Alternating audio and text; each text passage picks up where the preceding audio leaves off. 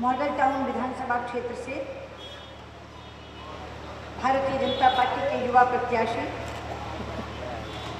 भाई अशोक गोयल जी, दिल्ली प्रदेश भारतीय जनता पार्टी के अध्यक्ष भाई विजय गोयल जी, यहाँ के हमारे जिलाध्यक्ष भाई सतपाल भाटिया जी, हमारे चारों निगम पार्षद बहन रेणु गुप्ता जी, भाई सुरेंद्र गुप्ता जी, भाई अरविंद गर्ग जी,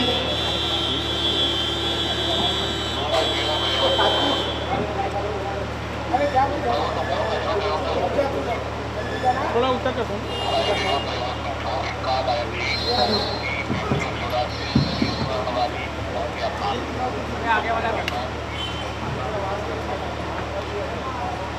मंच पर आसीन मेरी पार्टी के सभी वरिष्ठ नेतागण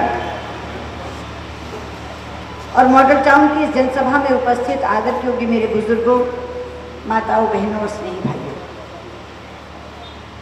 मॉडल टाउन की जनसभा आज की मेरी पहली जनसभा है। इसके बाद मुझे 8 सभाओं को संबोधित करना है। यहाँ के बाद सदर, फिर चांदनी चौक और फिर जिला नजफगढ़ पहुँच के नजफगढ़, मटियाला, द्वारिका, उत्तम नगर और विकासपुरी। इस बाजार में सब दुकानदार भाई हैं और आप अच्छे से जानते हैं कि जब आप दुकान खोलते हैं और पहला ग्राहक अच्छा आ जाए तो कहते हैं अगल बगल वालों को आज बोनी बहुत अच्छी हुई।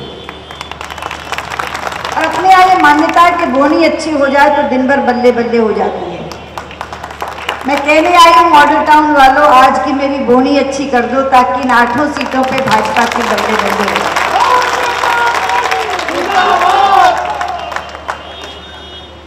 जहाँ तक दिल्ली चुनाव का ताल्लुक है, मैं कई बार हैरान होकर सोचती हूँ कि दिल्ली एक ऐसा महानगर है जहाँ 2 सरकारें हैं।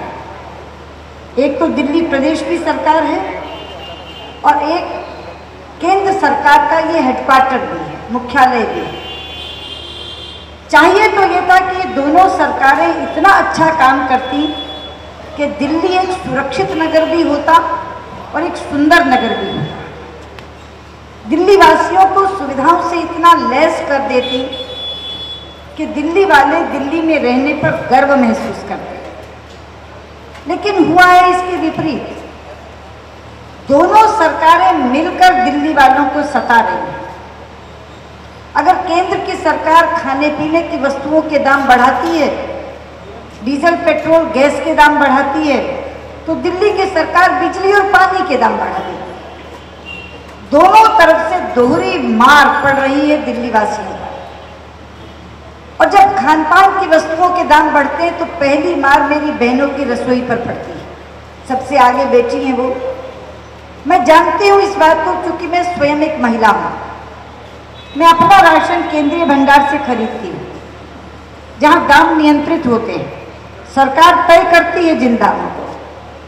अभी इसी नवंबर महीने का जो मेरा राशन का बिल आया हो, मैं उसके आधार पे आपको बताना चाहती हूँ कि आटा आया है 18 रुपये 20 पैसे किलो, सादा चावल 31 रुपया किलो, चीनी 36 रुपया 80 पैसा किलो, अरहर की दाल 76 रुपया किलो, मूंग धुली 79 रुपया किलो, नमक 15 रुपये किलो और सरसों का तेल 102 रुपये किलो।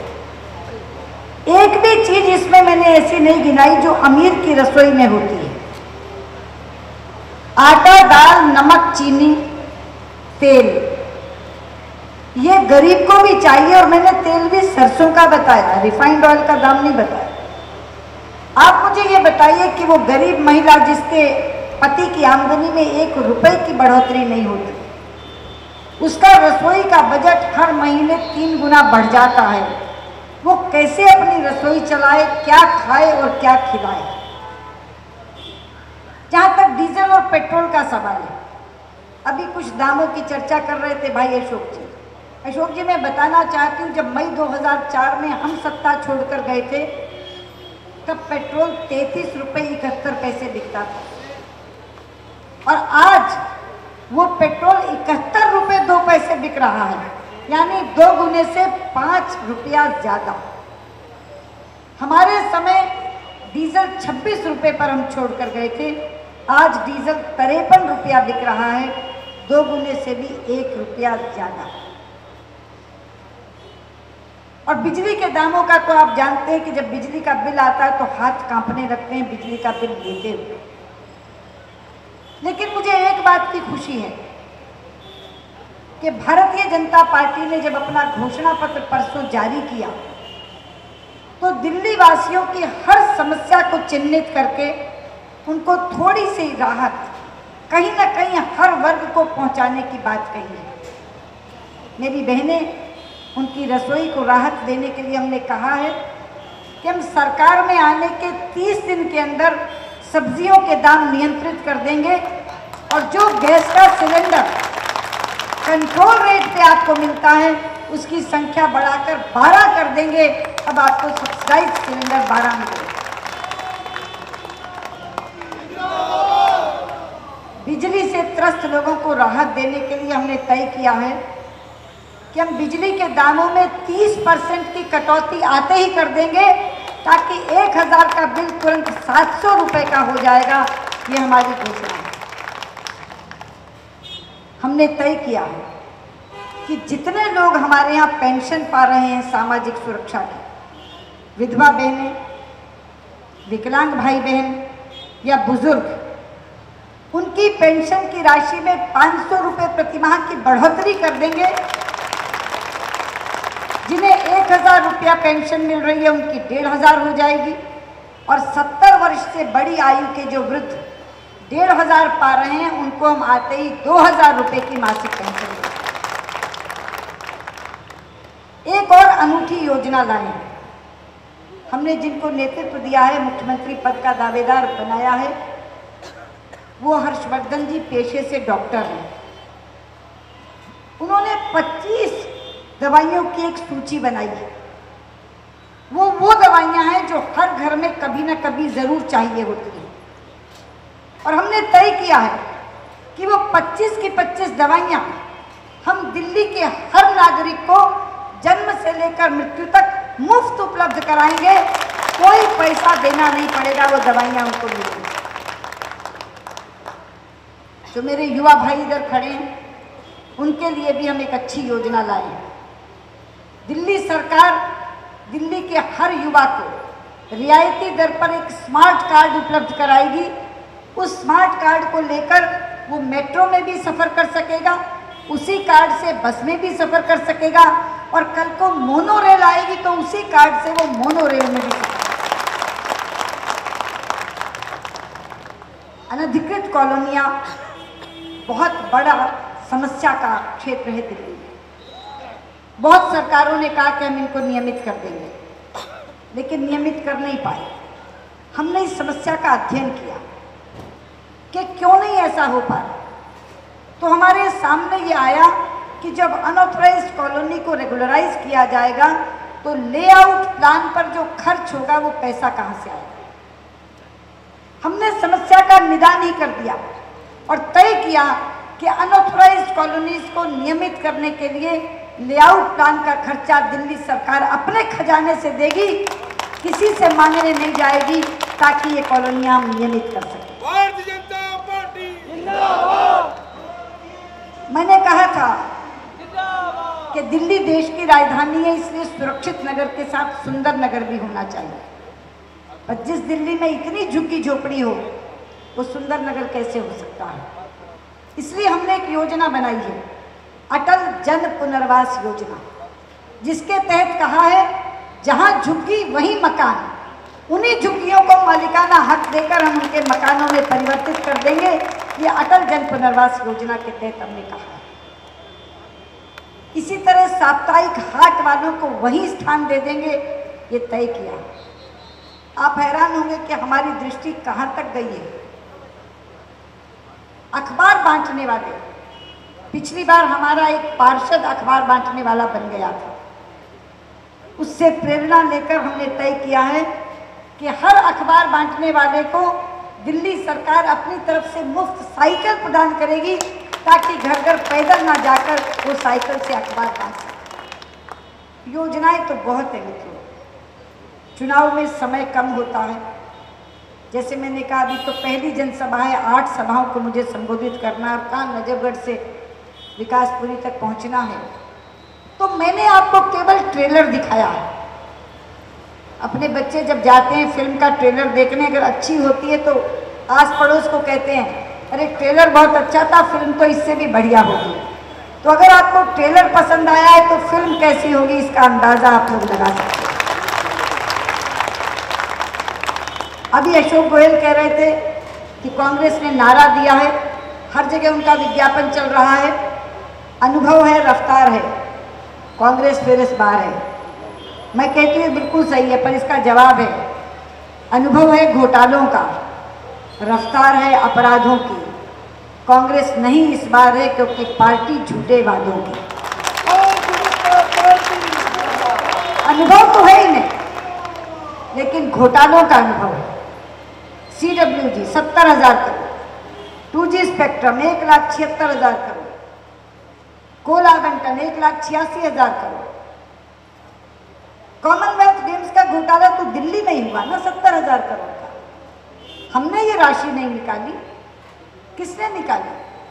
उस संस्था ने, जिस संस्था पर संविधान का लेखा जोखा देने की जिम्मेदारी संविधान ने डाली। जब हमने ये मामला संसद में उठाया तो प्रधानमंत्री जी ने कहा कि मैंने एक शुंगलू कमेटी गठित कर दी है, कमेटी की रिपोर्ट आने दीजिए, कार्रवाई होगी। परसों मुझसे एक पत्रकार ने पूछा कि शुंगलू कमेटी की रिपोर्ट तो आ गई, बहुत दिन से ठंडे बस्ते में पड़ी है, कार्रवाई तो हुई नहीं। तो मैंने कहा होगी भी नहीं। कहा क्यों नहीं होगी?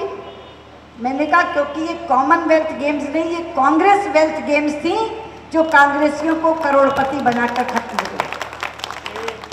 इसीलिए मैंने बोला कि अनुभव है घोटालों का, रफ्तार है अपराधों की। भारतीय जनता पार्टी जिंदाबाद। दामिनी हत्याकांड के बाद दिल्ली जिस तरह आक्रोशित हुई थी, लगता था उसके बाद ऐसी घटनाओं की पुनरावृत्ति नहीं होगी, लेकिन 3 दिन के बाद से फिर से सामूहिक बलात्कारों की घटनाएं सामने आ गई। शीला जी कहती हैं बेटी भी सुरक्षित नहीं है, जिसका अशोक ने जिक्र किया, मगर वो एक और नसीहत भी देती है। वो कहती हूँ, मैं इन बच्चियों को कहती हूँ, यंग गर्ल्स को कहती हूँ कि शाम को काम करने ना जाया करें, रात के अंधेरे में काम करने ना जाया करें।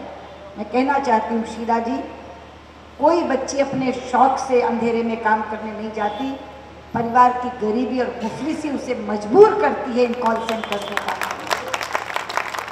जब रोजगार कहीं नहीं मिलता, कॉल सेंटर्स में मिलता है, तो चूंकि अमेरिका और हिंदुस्तान के समय में अंतर है, इसलिए उन्हें सुबह 3-3 बजे तक काम करना पड़ता है, रात के 12-12 बजे की शिफ्ट करनी पड़ती है। चाहिए तो ये था कि उन कॉल सेंटर से डेडिकेटेड बसेस चलाकर और उनमें 2 पुलिस वाले बैठाकर आप उन बच्चियों को सुरक्षा मुहैया कराती, लेकिन आपकी आदत है, आप हर अच्छी चीज़ का श्रेय स्वयं लेती हैं और हरी बुरी चीज़ का ठीकरा दूसरे के सर फोड़ती हैं। इसी तरह आपने 15 साल ये शासन चलाया है। कि मैं आपको कहना चाहती हूँ मित्रों, जब आपकी बच्ची सुरक्षित घर नहीं लौटती तो आप कोसते हैं इस सरकार को। जब मेरी महिलाओं के रसोई के डिब्बे खाली होते तो वो कोसती हैं सरकार को। जब मेरे युवा के स्कूटर और मोटरसाइकिल में पेट्रोल नहीं डलता तो वो कोसता है सरकार को। लेकिन ये असहायता लोकतंत्र में केवल 5 बरस के लिए होती है। 5 बरस बाद जब चुनाव का समय आता है तो इस कोसने के बजाय आप इनको सबक सिखा सकते हैं, आप इनसे बदला ले सकते हैं। और लोकतंत्र की ये खूबसूरती है कि यहाँ बदला लेने के लिए या सबक सिखाने के लिए भी न लाठी चलानी पड़ती है, न गोली, न तलवार, केवल एक मशीन का बटन। अगर सही उंगली सही निशान पर पड़ जाए तो बदला भी लिया जा सकता है और सबक भी सिखाया जा सकता है। और मैं यहाँ बैठे मतदाताओं को एक खुशखबरी देना चाहता हूँ। मैं छत्तीसगढ़, मध्य प्रदेश और राजस्थान से चुनाव प्रचार करके आई हूँ। छत्तीसगढ़ और मध्य प्रदेश में मतदान हो चुका है। वहाँ की रिपोर्ट के आधार पर कहना चाहती हूँ, दोनों राज्यों में हम गुजरात के बाद तीसरी बार भाजपा की सरकार बनाएंगे। और राजस्थान में कांग्रेस विरोध की इतनी बड़ी आंधी चल रही है कि वसुंधरा जी के नेतृत्व में हम बहुत बड़ी जीत हासिल करके वहां भाजपा की सरकार बनाएंगे। दिल्ली वासियों से मेरा निवेदन है कि ये जो विजय माल कमल की गूंथी जा रही है भारतीय जनता पार्टी के लिए, इसमें आखिरी मन का आपने पिरोना है। छत्तीसगढ़ और मध्य प्रदेश के चुनाव हो चुके, राजस्थान का 1 दिसंबर को हो जाएगा, दिल्ली का चुनाव अंतिम चरण में है 4 दिसंबर को।